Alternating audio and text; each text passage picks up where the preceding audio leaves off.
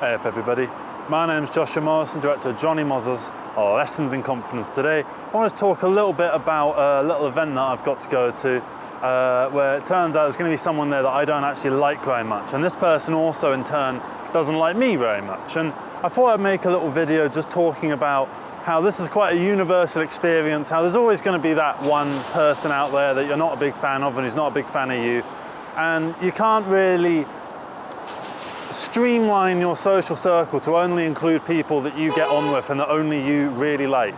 You can do as much of a good job as possible by cutting out obviously toxic people, but you know, there comes a certain point where someone isn't toxic, they're just a bit of a pain, and you know, they're just a little bit annoying or a bit boring or you know, sanctimonious or whatever, right? We all have those people that, you know, we don't really like, and you know, we don't have enough of a reason to get rid of them completely from our lives, but you know, we try and reduce our exposure to them.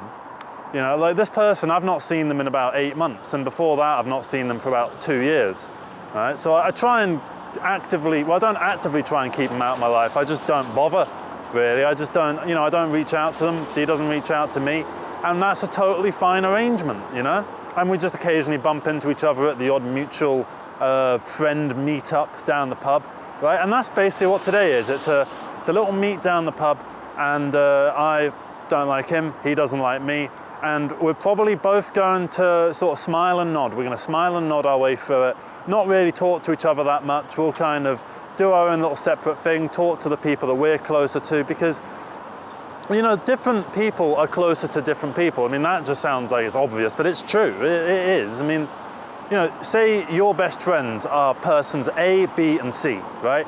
And so person A, their best friends are you, person B, and person D. Now, you don't really know person D very well. You've met them a couple times. They're an all right person. You don't know them very well, though. You've only met them twice, right? But person B, their best friends are persons D, person A, and person C. But they don't necessarily like, you know, they get on with you a little bit. You know, so it's not necessarily mutual. You like them, but they don't necessarily like you, right? And that's sort of fine. It's a little bit disheartening to sort of see that a relationship, a friendship is kind of one-sided, and eventually you decide, I'm not taking any of this anymore, I'm not going to bother. If I'm not getting, you know, my attempts at befriending you recuperated, then I'm not going to bother continuing with this friendship. And that's totally fine. And then say person C, their best friends are you, person E, and person F. Now, persons E and F, you barely know. You've met once at one strange event which wasn't completely the norm, and that's kind of how you know persons E and F. But person C, they meet up with persons E and F quite regularly, but they don't really hang out with persons A and B very much. So all your friend groups are kind of like a little social spider graph, where everything is going out in different ways, and you know, you'll form a new bond, and that bond will tighten. You know, at first it might start off like a spider's silk, right? But then it will, you know, tighten and compress into something a bit more rigid and firm, to the point where, because they say that, you know, spider silk has the same strength as steel. So imagine spider silk, but instead of it being really, really thin, spindly, it's really thick, like suspension bridge rope, that stuff, right? So that would be your best friends, right? And you got that suspension bridge rope, right? And then there's some people who you get on with, right? And you're probably going to be friends until you die. You don't have any particular like dislike of them, but they're also not someone that, you know, you're going to be hanging out with every day or calling up on the phone or whatever, you know. They're not someone that you can confide your deepest issues with, right? And that's something that I think is a good metric point of friendships, right?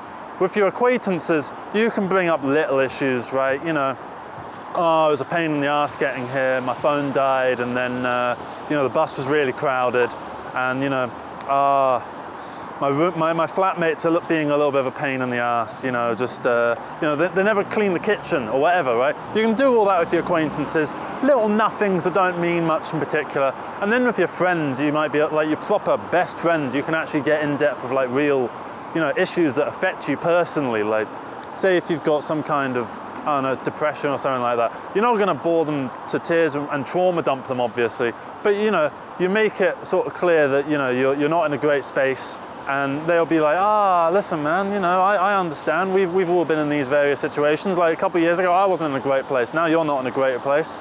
You know, I understand how these things happen. And that's totally fine, right? That's an all right thing to occur. And then for your very best friends, you can, you know, impart your deepest, darkest insecurities. And, you know, if you can have that special relationship, you can't have that with very many people. You probably can't have that with more than 5 people, I would say. But it's nice to have that. If you can have that, even with just one person, it's nice to have that. It's nice to have that just understanding, that mutual understanding that like you'll be there for one another, you know? You'll help each other out when times get tough.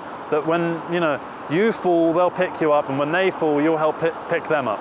And that's a nice little, you know, to and from sort of thing. And because we are social creatures, us human beings, right? We all like to gather in big cities and stuff like that. But, you know, shut up. Compared to something like, you know, an anteater, you never see two anteaters hanging out. They don't, you know, impart their deepest, darkest insecurities on each other because they're not a social species. We are a social species, whether we like it or not, we are a social species. And all we can do is use that to our best to bring new experiences onto ourselves, because the only way we'll find new things is either through looking ourselves or being exposed to it by someone else. And I think it's much easier to be exposed to something new when someone else exposes it to you, because say if someone puts something on, right, you kind of have to sit there and like give it an open mind in a way that you don't have to when you're on your own. Where if you're watching it on your own, you might be bored of it in about 20 seconds and you turn it off. But because this person's here, you have to sort of sit and watch it a little bit to be nice, right? And because you've given it a little bit more of your time, that might mean that because that thing might need a bit of time to get into, it might need a bit of time to start up and get going. So now you've given it like 10 minutes of your time, and now you decide you quite like it, and you might go and watch some more of it, or you might engage with some more of it. Someone shows you a new song. You might have clicked the song, if you were on your own, heard like a drum beat that you're like, oh, this just sounds like a pain in the ass, and you turn it off. The other person puts it on, and now you've got to give it an open mind, because this person that you respect likes this thing, right? So you can't just immediately dismiss it. So that means that you get exposed to new experiences. And that's something that's nice about having friends. It's nice to have that openness with one another where we can show each other things and we can talk about stuff and get into various little experiences, because, you know, the little conversation you might be able to have with yourself is nowhere near as in-depth as you can have with someone else who has a totally different conscious mind that can work together with yours in a form of chemistry. You know, when they talk about movies, they're like, oh, those 2 actors didn't have chemistry. Chemistry is a very real thing with social interactions. And 2 people might have really good chemistry, or they might not have very good chemistry, right? And getting back to the thing that I was talking about at the start, how, you know, sometimes you're in a social situation, you kind of get stuck with that one person that you don't really like and they don't really like you. It's just a lack of chemistry, you know? It's like gold and water. Gold just sits there, doesn't do anything, right? That's kind of what it's like. But some people, it's like magnesium and water, or however the fuck it works. You know that thing where like you put the magnesium in something and it just goes sparking all over the place? That's good chemistry, right? And you want to, you know, try and get more people that you have good chemistry with, and try and surround yourself with less people that you don't have good chemistry with. And yeah, that's basically the point of the video. It's not anything special. It's basically just to sort of get something off my chest, which is, you know, sometimes there's just someone that, you know, you don't like, and it's, you know, it's not that they've done anything super badly wrong or anything like that, but they're just annoying, and you just don't get on with them, and you feel like they kind of bring the mood down. And they probably feel the same way about me, right? Or the other person. It's mutual, right? We don't like each other, and that's totally fine. I don't have to be liked by everyone, and I don't need to like everyone. There's 8 billion of us in the world, right? In the UK alone, there's 70 million. Take away the children, maybe 50 million. Take away like the super old people, that's another, I don't know, 30 million. That's still 20 million people left that I can be friends with, right? And I can still be friends with a really old person. You know, say of those 20 million, even like 1% are people that I'm compatible with, right?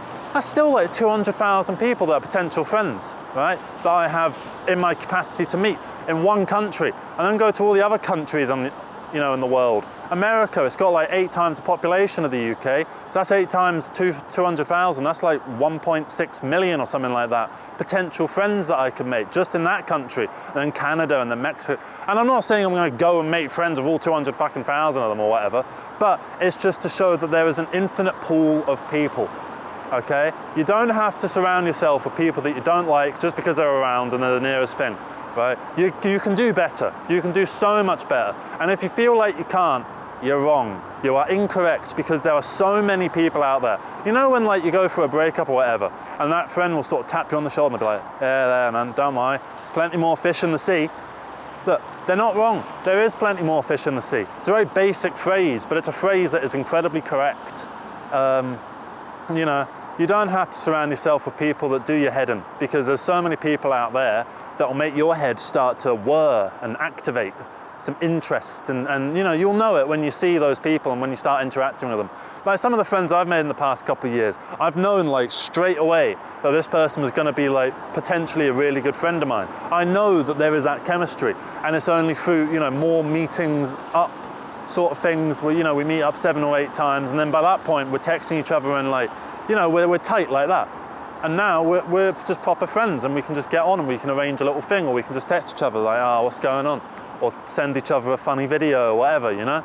And that's a nice little relationship, because we are social creatures and we get to, you know, share this human experience with one another. We're all in it together at the end of the day. So let's try and make life as easy as it can be for one another, yeah? So yeah, thank you very much for watching this video. If you have any thoughts on social interactions, please leave them in the comments below. You know, with regards to, you know, various people that you have chemistry with. There must be someone in your little friend group who you just find a pain in the ass, but everyone else really likes them, so you kind of keep it zip and just try and, you know, surround yourself with the people that you do really like. And that's totally fine. It's all right to be like that, because it's part of the human experience. You're not gonna like everyone, and not everyone's gonna like you, and that's okay. So yeah, thank you so much for watching, everybody. Have a good rest of the day, and take care. Bye-bye.